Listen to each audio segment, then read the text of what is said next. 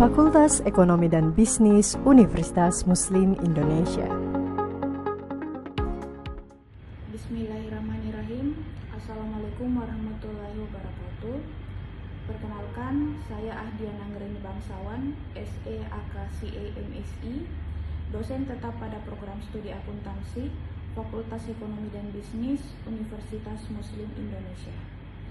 Video ini saya buat dalam rangka melengkapi salah satu syarat pengajuan sertifikasi dosen tahun 2025, khususnya dalam bentuk pernyataan diri dosen dan unjuk kerja Tridharma Perguruan Tinggi dalam bidang pengajaran atau disingkat PDD UKTPT. Pada kesempatan ini, saya akan memaparkan capaian dan tanggung jawab saya dalam pelaksanaan Tridharma Perguruan Tinggi, terutama pada aspek pengajaran. Sebagai contoh, dalam video pembelajaran, saya memilih mata kuliah perpajakan yang merupakan mata kuliah wajib untuk mahasiswa program sarjana S1 akuntansi yang ditempatkan pada semester 3. Mata kuliah ini berbobot 3 SKS yang terdiri dari 16 kali pertemuan. Materi dalam mata kuliah ini secara garis besar membahas tentang penerapan peraturan perpajakan yang berlaku di Indonesia dengan fokus utama adalah bagaimana ketentuan perpajakan diintegrasikan dengan perlakuan akuntansi, serta penyusunan dan rekonsiliasi laporan keuangan komersial dan fiskal, termasuk identifikasi dan penerapan koreksi fiskal. Adapun capaian pembelajaran yang diharapkan, yang pertama, berperan sebagai warga negara yang bangga dan cinta tanah air, memiliki nasionalisme serta rasa tanggung jawab pada negara dan bangsa. Kedua, menunjukkan sikap bertanggung jawab atas pekerjaan di bidang keahliannya secara mandiri. Ketiga, mampu menerapkan pemikiran logis, kritis, sistematis, dan inovatif, konteks pengembangan atau implementasi ilmu pengetahuan dan teknologi yang memperhatikan dan menerapkan nilai humaniora yang sesuai dengan bidang keahliannya. Keempat, mampu menunjukkan kinerja mandiri, bermutu, dan terukur. Kelima, mampu menyusun laporan kewajiban perpajakan, baik untuk wajib pajak orang pribadi maupun wajib pajak badan usaha dengan cara menghitung dan melakukan rekonsiliasi perpajakan sesuai dengan peraturan perundang-undang perpajakan yang berlaku di Indonesia. Dan yang terakhir, menguasai konsep dan peraturan perpajakan dan hukum bisnis. Capaian pembelajaran pada mata kuliah ini, pertama, mahasiswa mampu menjelaskan konsep dan peraturan perpajakan serta memahami hak dan kewajiban wajib pajak. Kedua, mahasiswa mampu menghitung pajak penghasilan orang pribadi, badan usaha, dan bentuk usaha tetap. Ketiga, mahasiswa mampu menghitung pajak penghasilan final, pajak pertambahan nilai, dan pajak penjualan barang mewah. Dan yang terakhir, mahasiswa mampu membedakan antara laporan keuangan komersial dan laporan keuangan fiskal. Adapun materi pembelajaran dalam mata kuliah ini terdiri dari dasar-dasar perpajakan, ketentuan umum dan tata cara perpajakan, pajak penghasilan secara umum, pajak penghasilan final, pajak penghasilan pasal 21, pajak penghasilan pasal 22, pajak penghasilan pasal 23, pajak penghasilan pasal 24, pajak penghasilan pasal 25, pajak penghasilan pasal 26, rekonsiliasi fiskal dan penyusunan SPT tahunan, pajak pertambahan nilai, dan pajak penjualan barang mewah. Mata kuliah ini dilakukan dengan cara blended learning, yang berarti gabungan antara pertemuan luring atau tatap muka di kelas dengan pertemuan daring atau online melalui Learning Management System Universitas Muslim Indonesia yang bisa diakses melalui kalam.umi.ac.id. Penilaian mata kuliah ini terdiri dari ujian tengah semester dengan bobot 20%, ujian akhir semester dengan bobot 20%, penugasan individu dengan bobot 20%, penugasan kelompok dengan bobot 20%, partisipasi aktif mahasiswa dengan bobot 10%, dan kehadiran dengan bobot 10%, dengan total keseluruhan 100%. Demikianlah penjelasan terkait mata kuliah ini. Untuk selanjutnya akan ditampilkan proses pembelajaran secara tatap muka di kelas. Berikut ini adalah videonya. Assalamualaikum warahmatullahi wabarakatuh. Waalaikumsalam warahmatullahi wabarakatuh. Selamat pagi semua. Pagi.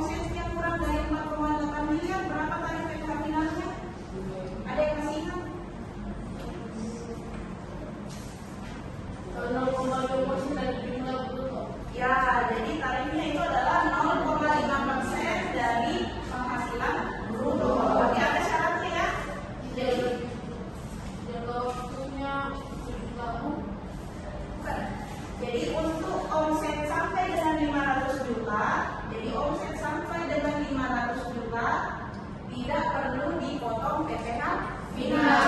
Hanya omset di atas 500 juta yang dipotong PPh final. Nah, gitu ya. Oh, kalau nggak salah ada tugas tadi?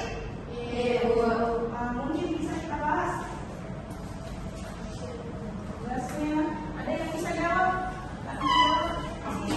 Sudah semua kita kerja? Sudah. Coba.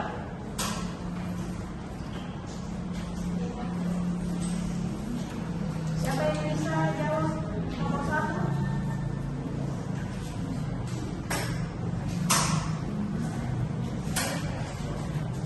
Soal nomor 1. Ayo.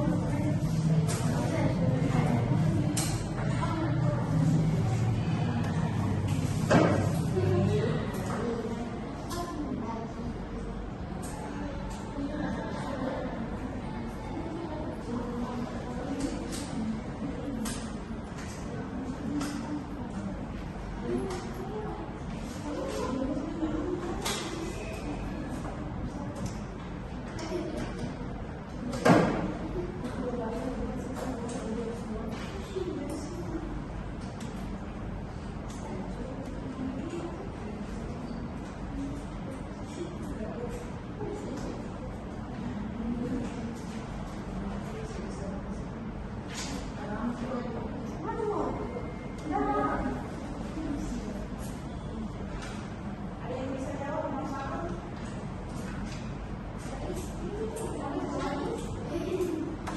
Suadiatnya mempunyai usaha dagang. Suadiatnya memiliki deposito pribadi sebesar 100 juta yang disimpan di bank BAC. Pada bulan Agustus tahun 2023, dia memperoleh bunga sebesar 2 juta. Atas pembayaran bunga tersebut, maka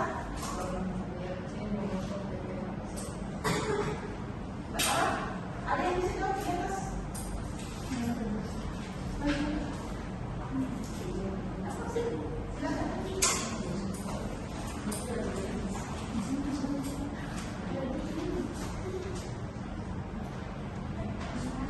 Nomor 2.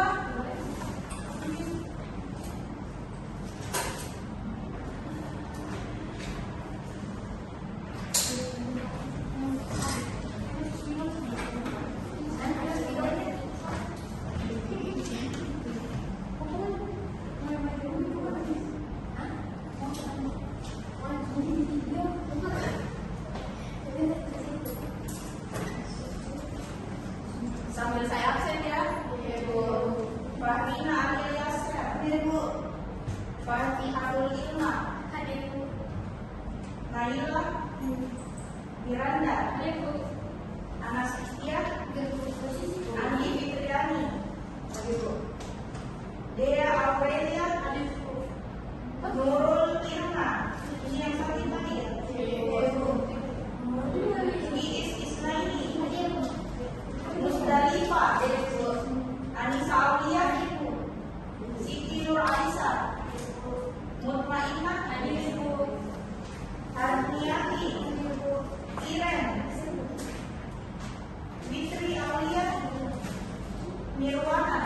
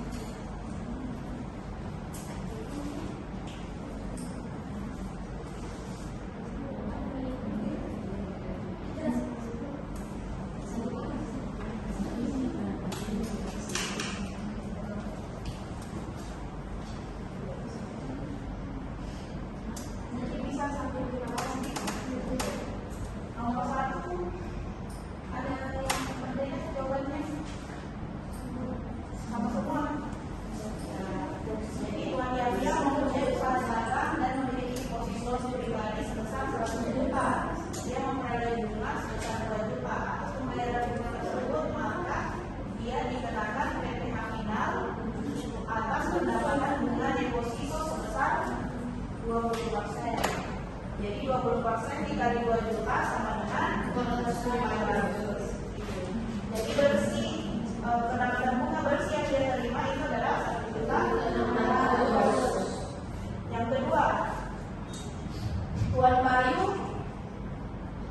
menanamkan uangnya di PT Bima Sejahtera dan menerima dividen dalam jumlah yang sama dari tahun 2023, yaitu sebesar 10 juta per tahun. Maka PPh terkurangnya adalah, ada yang beda jawabannya?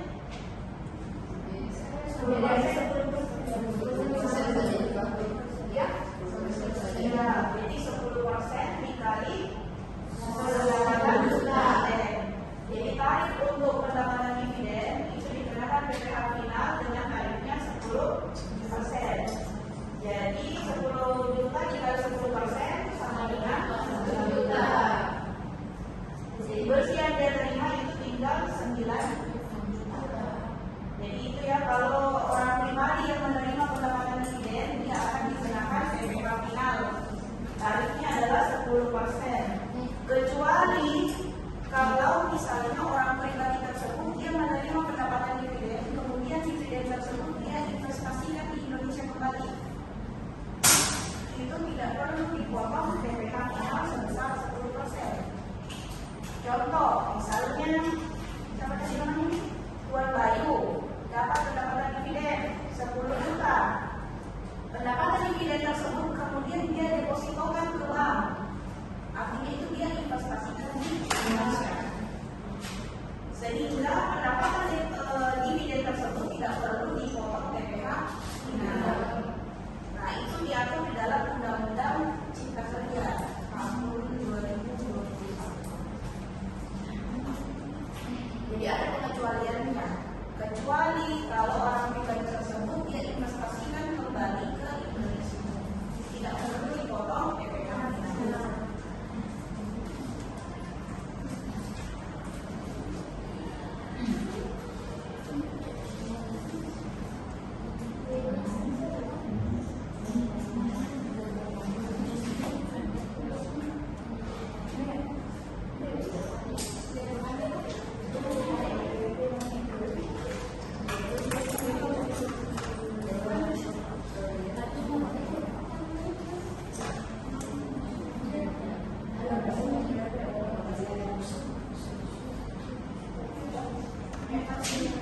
Nomor 4. Nah, sambil kita bahas ya. Nah, nomor 3, tanggal 5 Februari Ahmad menyewa ruko milik Zaki selama 5 tahun sebesar 250 juta yang dibayarkan di awal sewa. Ini gimana tulisnya?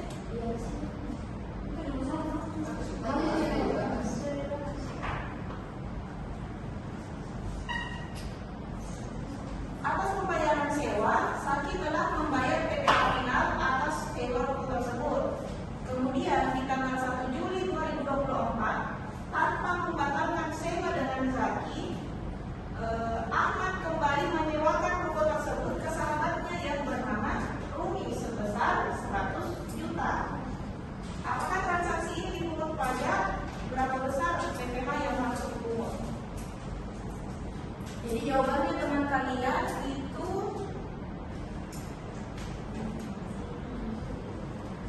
saat Ahmad menyewa ruko ke Zaki dikenakan PPh final pasal 4 ayat 2. Berapa tarifnya? 10%. Jadi 100 juta. Mana? 250 juta. Ada yang beda? Jawabannya? 10% dikali 100.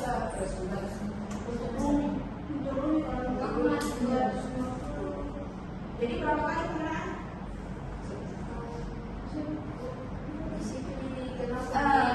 Ini saat Ahmad menyewa ruko ke Zaki, apakah dipotong PPh final atau tidak?